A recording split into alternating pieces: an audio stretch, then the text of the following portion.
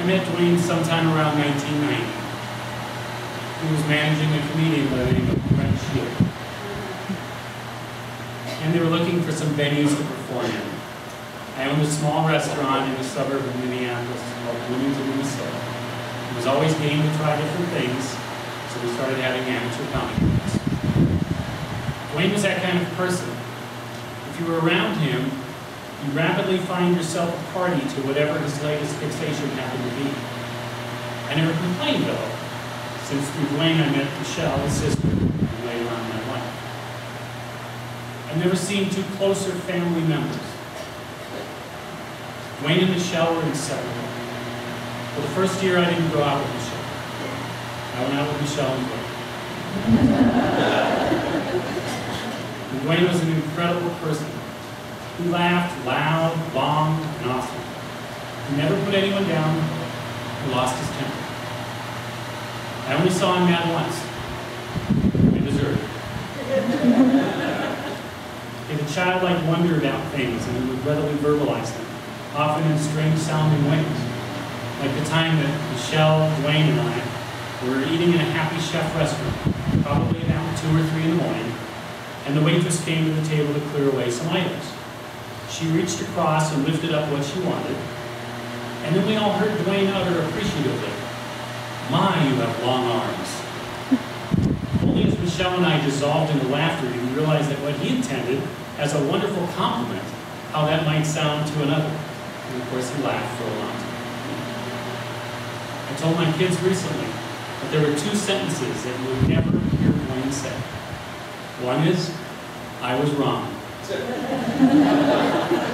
And the other is, "I don't know." I tried, believe me. I would ask him the most outlandish questions, probably some that were so nonsensical as to have no correct answer. But as sure as can be, in about 20 minutes, Dwayne would have us convinced that not only did he know the answer, but he could reenact it for us. And the scariest part of this is that he really could, every single time. Megan, Dwayne's love for you is so easy to observe and completely enjoy.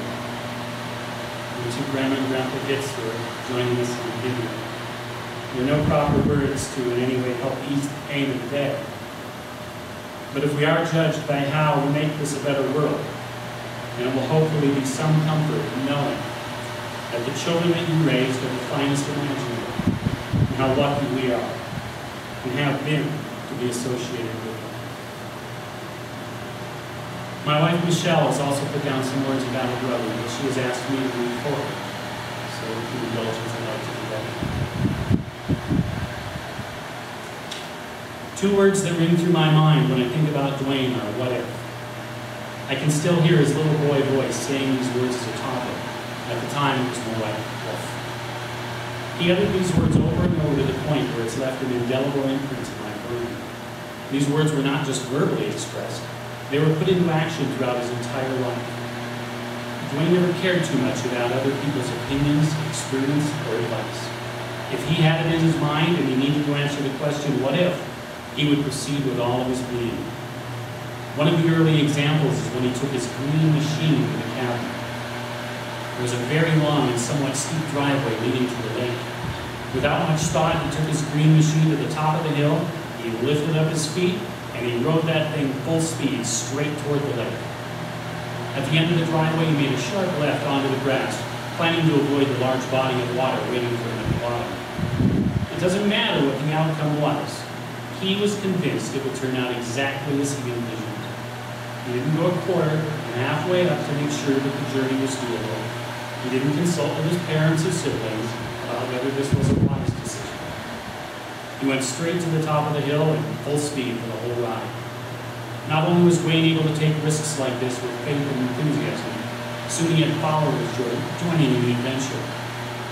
After watching him take a few runs down the hill, I felt compelled to join him, and he had no problem sharing the adventure. We took turns with that green machine all summer. He continued asking this question, "what if?" over and over, going full speed ahead into all his ventures. What if I went hiking through Spain? What if I went off-road driving on scary cliffs? What if I climbed really high mountains? What if I ran away from my babysitter naked in the yard? He was 3 at the time. What if all of the computers die on Y2K? What if I started my own business? Actually, he asked that particular question quite a few times. He went traveling, skiing, camping. He spent his first college fund on a business venture, and he still went on to eventually receive 2 master's degrees. He fell in love with someone he couldn't forget, and even though she broke his heart, he decided to call Megan once again. Many years later, and as it turned out, she called him.